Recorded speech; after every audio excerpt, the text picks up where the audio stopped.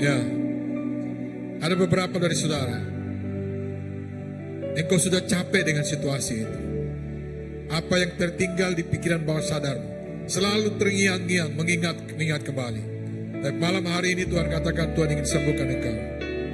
Ya, kalau itu engkau pakai momen ini. Saya undang engkau, mari maju ke depan. Izinkan Roh Kudus, karena engkau akan meneruskan hidup. Jangan tersandung dengan situasi, karena Tuhan betul-betul ingin memulihkan engkau. Bapa, dalam nama Yesus, aku berdoa.